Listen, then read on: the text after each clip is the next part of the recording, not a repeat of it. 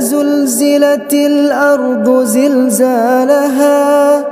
وأخرجت الأرض أثقالها وقال الإنسان ما لها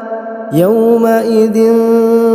تحدث أخبارها بأن ربك أوحى لها يومئذ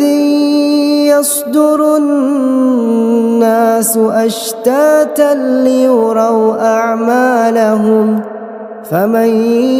يعمل مثقال ذرة خيرا